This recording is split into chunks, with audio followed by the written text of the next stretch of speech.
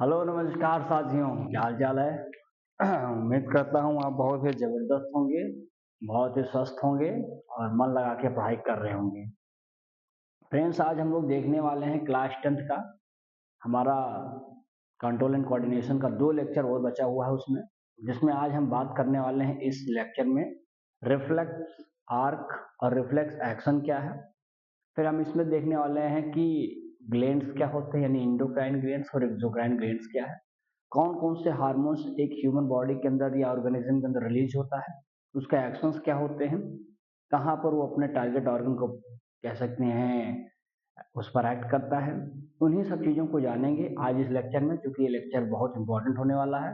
तो इसलिए वीडियो को बिल्कुल बिना कोई स्किप किए सीधा चुपचाप इसको ईमानदारी से देखेंगे और मजा बहुत आएगा, समझ में आएगा। ठीक है, तो सबसे पहले हम देखने हैं रिफ्लेक्स एक्शन और आर्क क्या है। देखिए, जब कोई सडन चेंज हो जाता है, इमीडिएट चेंजेस होते हैं, उसी को बोलते हैं रिफ्लेक्स एक्शन। उस सडन चेंजेस में जो भी एक ग्राफ तैयार होता है उसी ग्राफ को रिफ्लेक्स आर्क कहा जाता है। जैसे फॉर एग्जांपल, अगर कोई एक मान लीजिए कि गर्म तावा है, आपने अचानक ध्यान नहीं दिया और उसको टच कर दिया, तो आपने जब टच किया तो एक को देखिए क्या करेंगे, उसमें आपका रिएक्शन क्या होगा। आपने हाथ रखा, नहीं पता था गर्म था, हॉट प्लेट, आपने तुरंत हाथ हटाया, समझ में आया ना। जैसे हाथ हटाया तो ये जो आपका एक्शन हुआ, सडन एक्शन, यही तो रिफ्लेक्स एक्शन है। और यह रिफ्लेक्स एक्शन जब हुआ तो आप देखिए यहाँ से वहां तक जैसे लगता है कि भौगराहा जैसे यहाँ से वहां घूम रहे हैं। तो इस प्रकार की जो भौगराहिता आपके अंदर दिखाई पड़ती है, अर्थात आपका जो एक्शन हुआ और एक्शन के माध्यम से जो आपने ये पूरा का पूरा पिक्चर तैयार कर दी। ये हाथ चला था यहाँ से और बना इस तरह का ग्राफ, क्योंकि आपने यहाँ से भगाया अपने हाथों को, कहा तू जा, यहाँ मत आइए, गर्म बहुत है, छूना मत, मर जाएगा तू। तो ये जो एक्शन आपने किया है वाला, ये पूरा ग्राफ तैयार हुआ, इसको रिफ्लेक्स आर्क कहा जाता है। आर्क मतलब चाप। तो एक चाप आपने यहाँ तक ले लिया, इतना बड़ा। क्लियर है बात क्या है? बहुत आसान है। आंख ब्लिंक करना, आंख में कोई चीज चींटी घुस गई, आपने आंख दबा लिया, ये भी एक प्रकार से उसी रिफ्लेक्स एक्शन का ही है। नी ऑफ जर्क, इस टाइम घुटने में बहुत ज्यादा कोई झटका लग जाता है, आप देखिए तो धड़ जाते हैं, लगता है करंट लग गया है, ये भी एक एक्शन है। यानी बहुत छोटे छोटे एग्जाम्पल्स हैं जो रिफ्लेक्स एक्शन के अंतर्गत आती हैं, उसको मैं इसमें बताने वाला हूँ। तो चलिए वीडियो को आप देखिए और इसमें कुछ इंपॉर्टेंट पॉइंट्स में लिखा रहा हूँ, उसको लिखेंगे जरूर, राइट। चलिए देखिए भैया, सीधा बताएंगे रिफ्लेक्स एक्शन में क्या। रिफ्लेक्स एक्शन में बताएंगे इसमें हम लोग इट्स ए क्विक, क्या है, क्विक है, क्विक सडन इमीडिएट, क्या है ये, इमीडिएट रेस्पॉन्स। भाई अचानक वाला ही तो कोई रिस्पॉन्स होगा। अब गर्म तावे को छुआ तो अचानक आपको लगा, आपने हटा लिया हाथ अपना, ठीक है। Of the body, of the body, किसके थ्रू, टू ए स्टिमुलेट। अब तावा जो हमारा था वो हमारे लिए एक स्टिमुलस है, हमारी बॉडी, हमारी स्किन उसके लिए क्या एज अ, सॉरी, वो हमारे लिए स्टिमुलस है, हमारी बॉडी उसके लिए रिस्पॉन्स कर रही है। ये बात समझ रहे हैं? ये चीजें आपको ध्यान में, स्टिमुलस और रिस्पॉन्स भी समझने की जरूरत है। जैसे अब एग्जाम्पल बताता हूँ, देखो जैसे मैं समझाऊं, वही नी जर्क, नी जर्क ऑफ किसका, नी, सीधा लिखो नी जर्क, हटाओ। फिर लिख सकते हैं यहाँ पर एक विथड्रॉ, विथड्रॉल ऑफ हैंड, कहाँ से बाबू, फ्रॉम हॉट प्लेट, गर्म तावे से अपना हाथ हटा लेना, ये भी इसी का एग्जाम्पल है। समझ आया?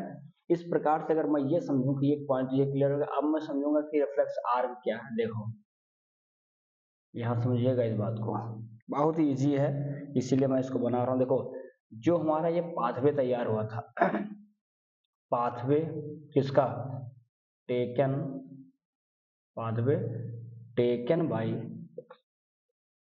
नर्व इम्पल्सेस, नर्व इम्पल्सेस इन ए रिफ्लेक्स एक्शन।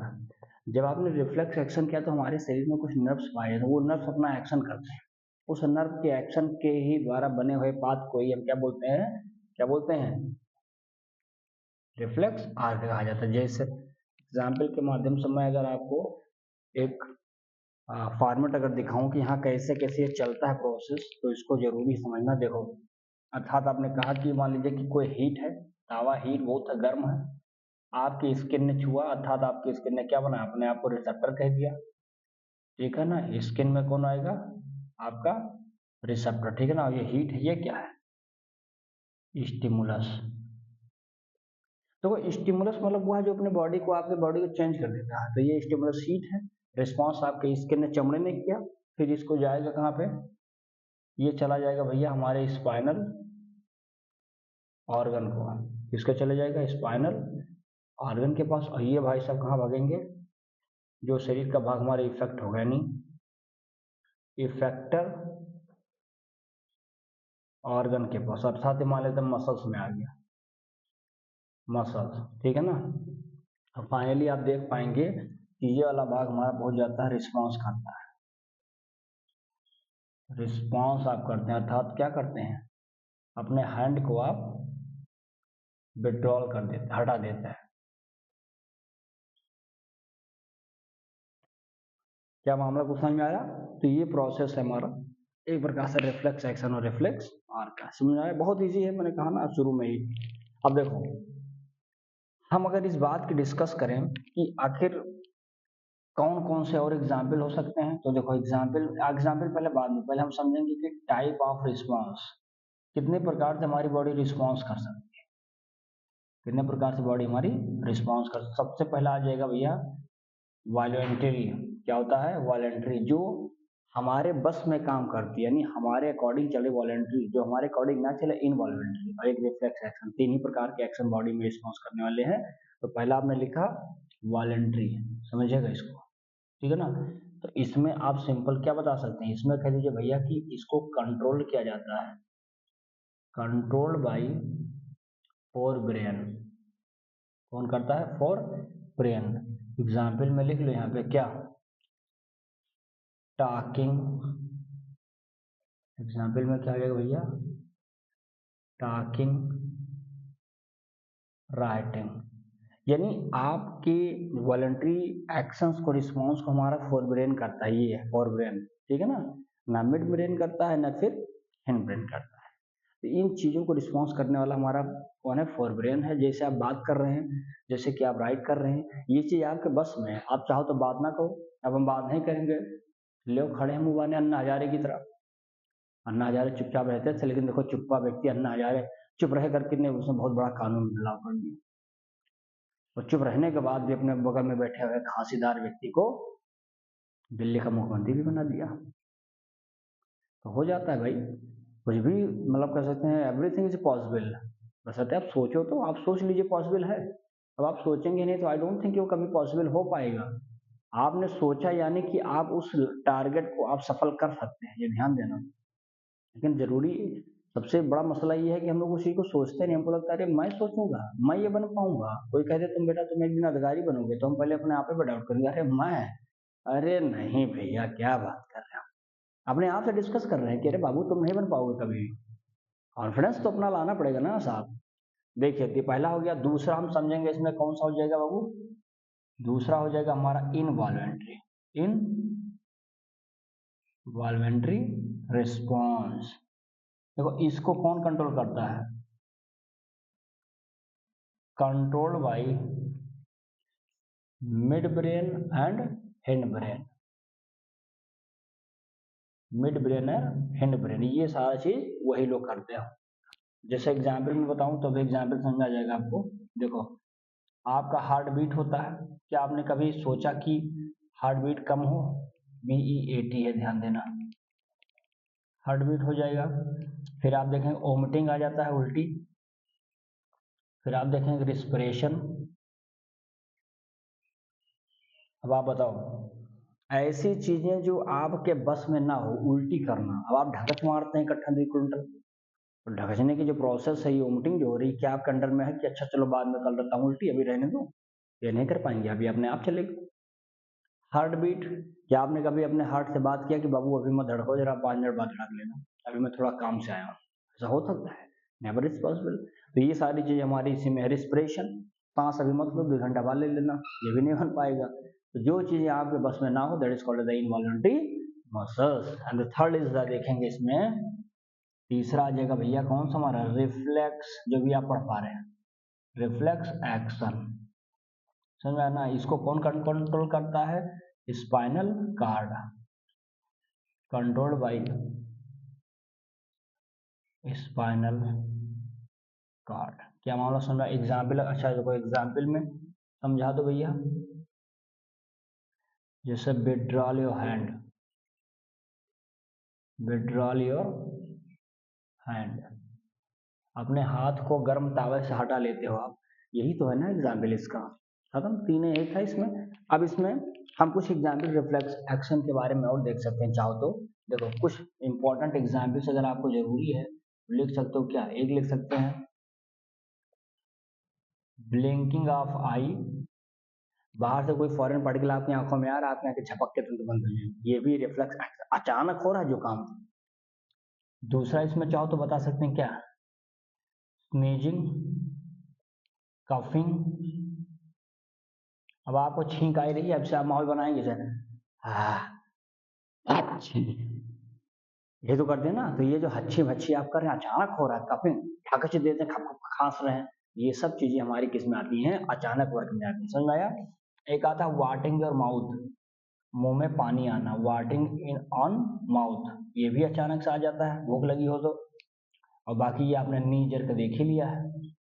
इतनी बातें हम समझेंगे किसके अंतर्गत बेटा, ये सब हमारे एक्शंस, रिफ्लेक्स एक्शन के उदाहरण है। समझ में आई की बातें। तो चलिए पहले इसको स्क्रीनशॉट लीजिए, फिर आगे बता।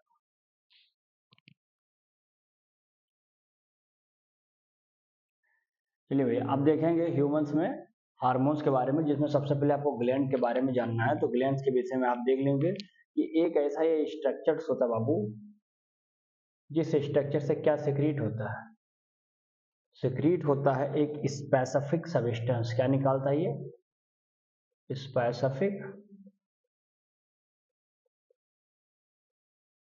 सब्सटेंस, ठीक है ना, हमारे बॉडी में, इन बॉडी, राइट। इसी को हम कहते हैं ग्लैंड। ये दो प्रकार के होता है, एक एक्सोक्राइन होगा और एक इंडोक्राइन ग्लैंड्स होते हैं। समझ में, यह बात में बात होगी जब बताएंगे कि कौन सा डक्टलेस है, कौन सा डक्टफुल है। देखो अब इसमें हम समझ लेंगे, थोड़ा सा समझ लेंगे कि हार्मोन्स क्या भैया, क्योंकि हार्मोन्स भी समझने की जरूरत है। देखिए हार्मोन्स में हम बता देंगे कि ये बहुत ही माइन्यूट अमाउंट में निकलता है, बहुत रैपिड एक्शन, तेजी के साथ एक्शन करता है, रैपिड एक्शन करता है। एक केमिकल होता है ये जो रिलीज होता है, release into body, and finally इसको कैरिड कर लिया जाता है, कैरिड किसके द्वारा, थ्रू थ्रू या carried by blood, carried by blood and lymph together, या कह देंगे लिम्फ के द्वारा होता है। फाइनली कहाँ तक ये जाएगा, टारगेट ऑर्गन के पास पहुंच जाएगा। यानी हमारा जो टारगेट ऑर्गन जिस शरीर के लिए हार्मोन चाहिए वहां तक को पहुंच जाता है, ठीक है ना, मिलकर के लिम्फ के साथ। सबसे पहले मैं अगर बात यहाँ पे करूँ बाबू, तो एक साइंटिस्ट है जिसका नाम था बेलिस, बेलिस साहब, और एक इन्हीं के भाई थे स्टारलिंग, स्टारलिंग। इन दोनों ब्रिटिश साइंटिस्ट जो थे, इन दोनों ब्रिटिश साइंटिस्टों ने सन 1902 में सबसे पहली मर्तबा हमें बताया कि हाँ हार्मोन्स क्या है। तो वेलिस एंड स्टार्लिंग नामक दो British scientist which tell about the hormones, right. ये बात हो गई यहाँ तक। अब हम समझेंगे इसमें कि क्या है इसमें एंडोक्राइन। देखिए इसमें एक लाइन ये भी समझते चलेंगे, कुछ है नहीं, इसकी ज्यादा इंपॉर्टेंट है नहीं, लेकिन चलो समझा देता हूँ।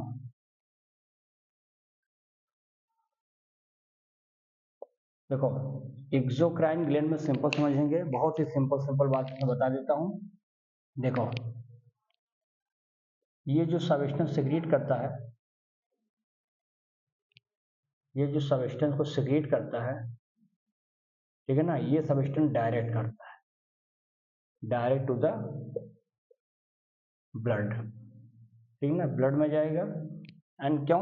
क्योंकि इसके पास क्या होता है भैया, डक्ट होता है, देखो, यानी हम बता सकते हैं डायरेक्टली किस में जाएगा, इनटू डक्ट में, और फिर उस डक्ट के माध्यम से जब वो पहुंचेगा तो ब्लड के माध्यम से कैरी करेगा और फाइनली वो टारगेट ऑर्गन तक क्या होगा, पहुंच जाएगा।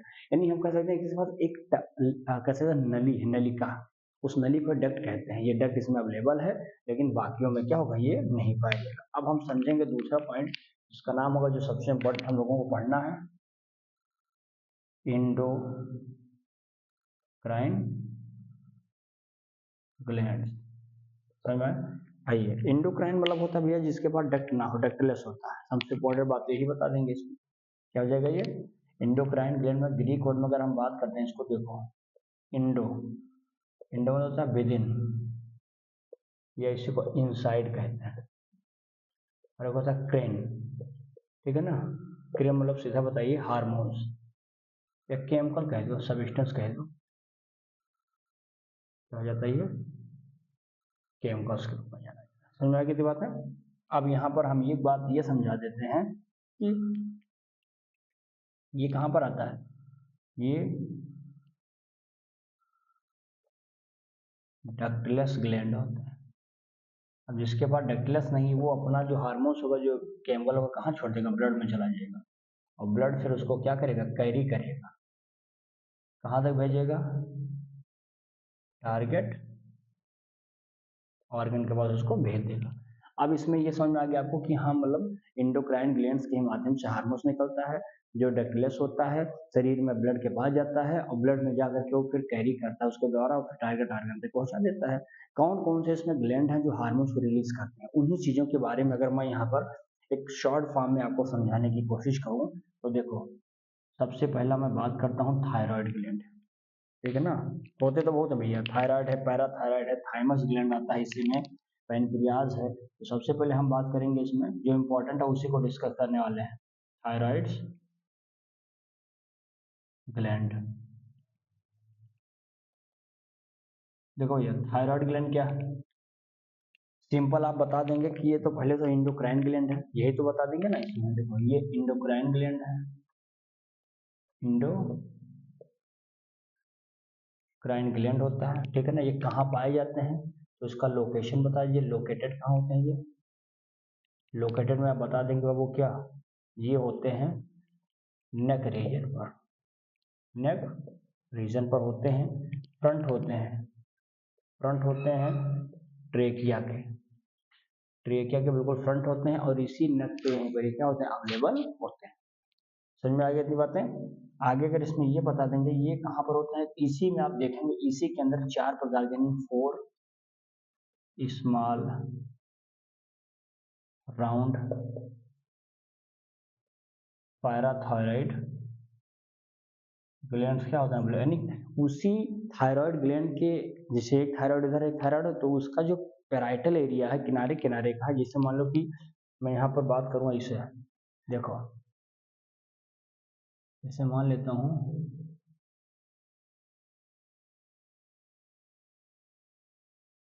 समझो भैया,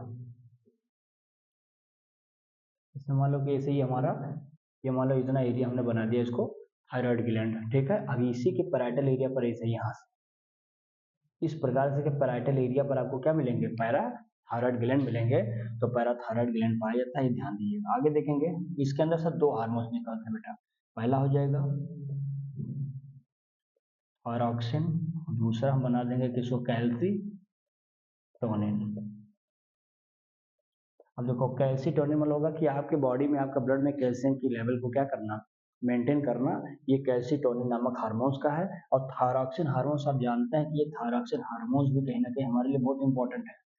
एक बता देंगे कि हमारे शरीर में रेगुलेट करता है किस चीज को, रेगुलेट टेम्परेचर, ठीक है ना। प्रोड्यूस करता है एनर्जी को भी, प्रोड्यूस एनर्जी, देखिएगा, ये हमारे बॉडी को डेवलप करता है, डेवलपमेंट ऑफ बॉडी, ठीक है ना। कहीं ना कहीं हम देखते हैं कि ये मेंटल डेवलपमेंट में भी जिम्मेदार होता है, मेंटल डेवलपमेंट में जिम्मेदार होता है। अर्थात हम कह सकते हैं कि हमारे शरीर में ये रेगुलेट करता है किस चीज़ को, regulate activities of nervous system, यानी आपके बॉडी में नर्वस सिस्टम की हर प्रकार की हरकतों को मेंटेन करता है। साथ ही साथ मेटाबॉलिज्म भी करवाता है, पचवाता है, डाइजेस्ट करवाता है। मेटाबॉलिज्म किस चीज़ का, कार्बोहाइड्रेट है, फैट है ना, और प्रोटीन है। इन तीनों चीज़ों को भी जिम्मेदारी निभाने में काम इसका होता है। समझ में आया? अब ये जो थायरॉक्सिन हार्मोन्स है, आप देखेंगे कि ये थायरॉक्सिन हार्मोन्स कब निकलता है, जब बॉडी में हमारे क्या होना चाहिए, आयोडीन।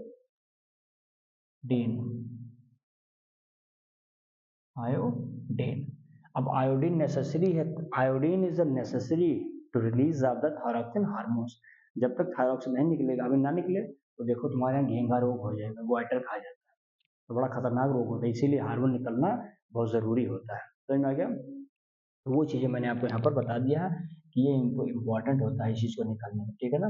और यहाँ पर देखेंगे इस प्रकार से, अगर आयोडीन नहीं आपके शरीर में है तो आपके शरीर में क्या नहीं निकलेगा, थायरॉक्सिन हार्मोन्स, और ये नहीं निकलेगा तो एक रोग हो जाएगा। उस रोग का नाम बता देता हूँ, हाइपोथायरॉयडिज्म। इसी को हम बोलते हैं क्या, ग्वाइटर, घेंगा रोग कहा जाता है। समझ में आई ये बातें? ये बात बहुत इंपॉर्टेंट है, ग्वाइटर रोग कहा जाता है या इसी को हाइपरथायरॉयडिज्म के नाम से जानते हैं। अच्छा, एक पॉइंट और समझना है आपको, अगर ये मान लेते हैं कि बहुत ज्यादा हो जाए, यानी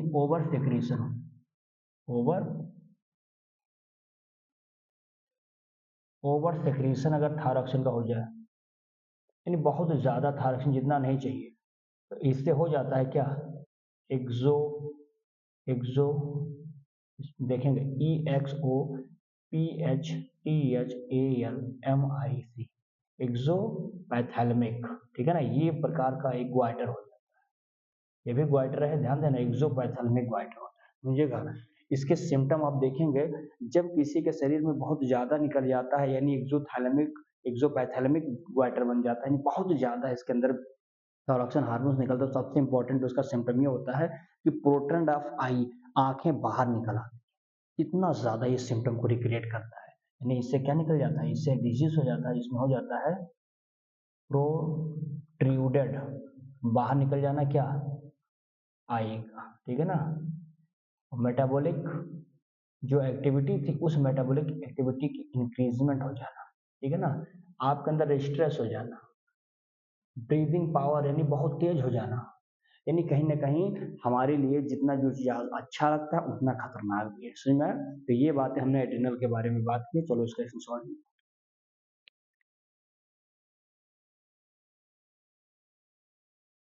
चलो भैया अब इसमें आगे देख लेते हैं, जल्दी जल्दी समझिएगा।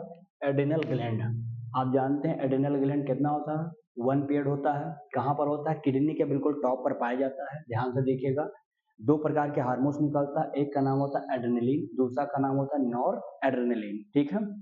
हम कह सकते हैं कि दोनों कहीं ना कहीं ओवरऑल कंट्रोल करते हैं क्या चीज को, इमोशन को, फियर को, एंगर को, और ब्लड प्रेशर को, हार्ट बीट को, साथ साथ आप देखेंगे रेस्पिरेशन जैसे एक्टिविटीज को भी ये दोनों मिल करके हार्मोन्स हैंडल करते हैं।